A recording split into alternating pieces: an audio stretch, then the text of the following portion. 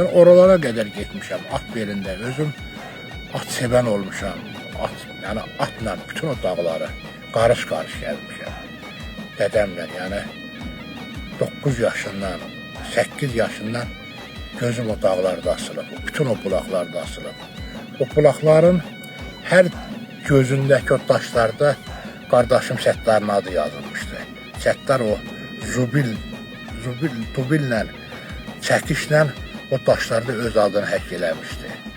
Şahbaz salası, Səlim Bölən, gözəl mənzərəsi. Qırxbulaqda elə bir mənzərə var idi ki, istəmirdin nə piyada gedəsən, nə atla gedəsən ki, soğanlıq deyirdik.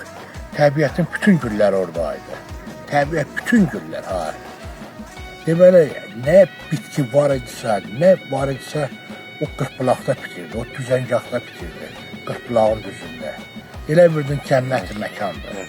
Mən onun yuxularında da görürəm, mən onun mənzərələrini, yəni yaddan çıxmayan bir təbiəti vardı qabaqlığı. Ermənilərin bu hadisələri törətməsi sənin də yadına gəlirmi? O zaman kətdə idimi yoxsa? O zaman kətdə idim. 88-ci ildə fevral ayında Sumqayıt hadisəsi olandan sonra bizdə də başladılar çaxnaşma düşməyə, rayona getməyə çox çətinliklər çəkirdik. Yəni gedəndə də dava düşürdü, zülümlə gedirdik, zülümlə gəlirdik. Yəni özüm bir dəfə rayona getmişdim, işim var idi. Orada bir tanışımız vardı ki, niyə gəlmirsən? Yəni rayonda güclü miting gedirdi, səni öldürərlər və məni apardı evlərinə gecə saat 12-də özlərinin nivaları vardı. Nivalarına gətirlər məni qoydular, kəndə getdilər. Yəni gediş-gəliş çox pis idi. Kətdə postlar qururduq, o kətdən bir-iki dəfədə çıxdıq, yəni ermənilər basqın elədi. Yəni belə çətinliklər görmüşük. Yəni orada hiss olunurdu, ermənilər elə öz ermənliyini eləyirdi. Özüm oradan gələndə mənə dedilər ki, getmə, dedim yox gedirəm. Onda rəhmətli qardaşım Səməd Bakıda yaşayırdı. Yendim qovşuğa, qovşuqda Cəlal müəllim, Məmmədov Cəlal. Dedi, hara geçsin, dedim, Bakıya gedirəm. Dedi, bu vəziyyən hara geçsin, gözəl bir taksi gəldi. Taksiyə dedi ki, bunu apar, oradan bir salamat taksiyə minib, o araziyyə də düşsün. Gəldik, bir taksi gəldik rayona, rayonda bir 24 dayanmışdı, Qaz 24. Dayanmış Yerevana gelirdi. Dedi, hara gelsin, derime dedi, bu oğlanı da var. Dedi, başta otdum. Onda 1 manat apardılar Yerevana. Hiç kim yok idi. Dedim, sür. Mən sənə 4 manat yox, 5 manat pul verəcəm də. Yəni, mən tək yedim. Dedi, yox, o bir araziyəndən də Yerevana söhbət eləməyə bir adam olsun. Nəysə 2 dənə dığa gəldi, otdu. Bunlar bilmədilər mən Türkəm. Düz gəldik, Arpaya qədər gəldik. Arpa kəndində bunlar şofördən soruşdu, siqaret çəkmək olar, dedi olar. Amma şoför siqaret çəkmirdi, bunların spişkaları yox idi. Bunlar əlim vurdular mənim çiynimə ki, ax verirdi. Spişkam var. Mən bəlkə də ləhcəmdən bilirlər, dedim qa. Ruskunes dedim qa. Qa deyəndə bunlar bilirlər ki, mən Türkəm. Dedilər, Türkiyə dedim ki, Azərbaycansın. Dedilər, yox, Türksən. Və söhbət qızışdı, çox möhkəm qızışdı. Bu şərəfsiz şoför bir dənə kaseta qoydu maqnitofona. Maqnitofon 1915-ci ilin erməni-türk hadisələrlə danışırdı. Erməni də danışır, 1915-ci ildə Yuru Paşa bunu gəldi elədi, falan kəs bunu elədi. Belə arada bir vahiməli musiki səsləri də çıxır. Mən bildim ki, buradan çıxış yolu yoxdur.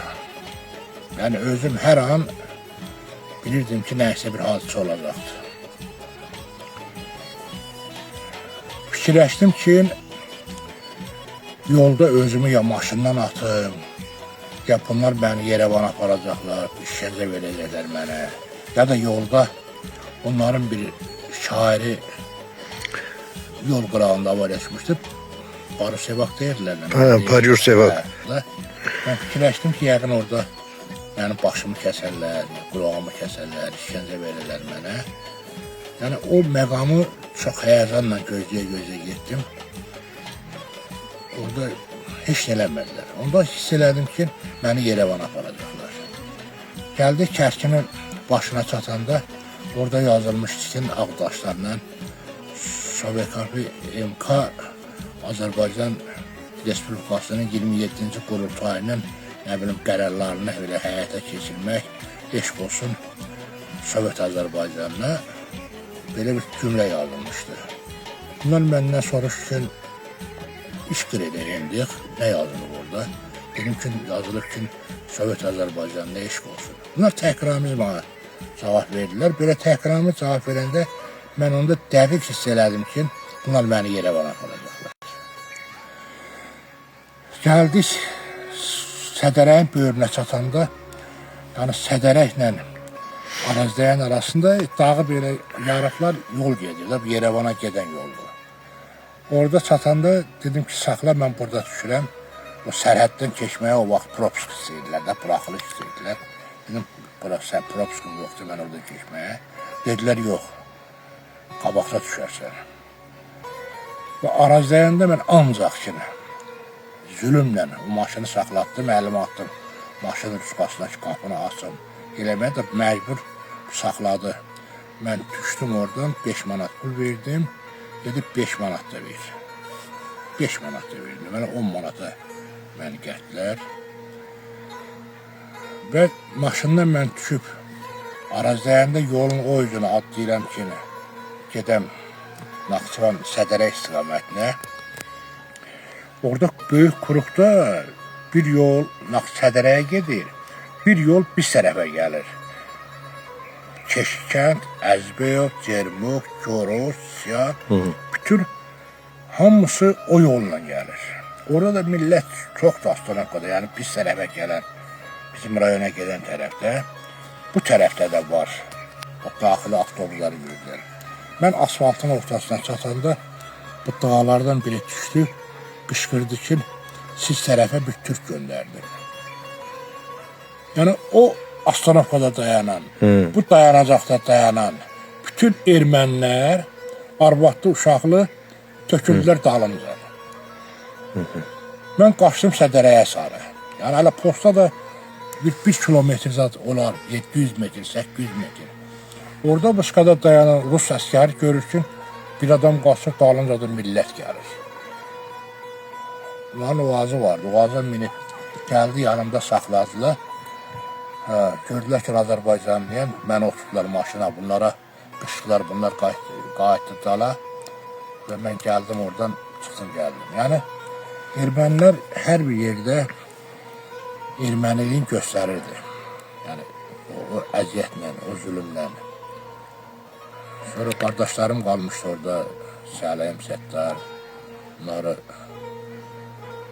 sonra da Taqla, BTR Nazadla maşın aparmışlar, Naxçıvandan getdilər, onlar da görüşdü. Kim aparmışdı o maşını? O maşını Paşa müəllim rəhmətli gedib çıxmışlar. O vaxt orada Afiyəddin Cəlilov idi rəhmətlik, Afqom. Bunların iştirakı ilə o vaxt qarajın müdürü Həsən Həsənov idi. Milli Məclisi sədri olmamışdan qabaq o qarajın müdürüydü. Mən sonradan onlarla söhbət elədim. Onları həmən o qarajdan göndərmişlər. Əskər BTR-lərlə, BMP-lərlə gəlib cəmaatı çıxardıb aparmışdılar. Bax, bu dəqiqə indi oturmuşsan burada, Qabaqlının hansı tərəfi ərazisi yadına düşür, gözün qabağından gəlib keçir? Haranı görmək istəyərdin?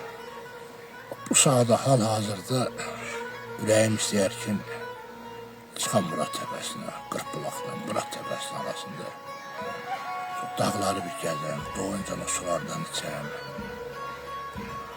Taxta yurda qədər, Kəlbəzərin taxta yurduna qədər gedərəm, o ala göllərdə, o mənzərələrə baxam, caniyə yerəm, o babalarımın qəbirlərini ziyarət eləyəm, canı torpağından bir ovuş götürəm gələm bura. Bax, belə xəyalımdan onlar keçir ki, o torpaqdan gətirəm, canını torpağından, babalarım da roşadılar, özüm də rahat olaram, özüm də dişlik taparam. Dərələyəz qayıtca, Qabaqlı kəndinə qayıdarsanmı? %100,000.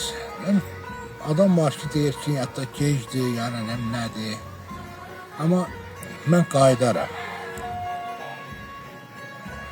İnanmıram o qayıdış ola, inanmıram o şərait ola. Amma ürəyimdən keçir. Ürəyimdən keçir, qayıdaram. Böyük məmnuniyyətlə qayıdaram. Yaşayaram da. Gözəl şəraitimiz vardı, gözəl həyatımız vardı.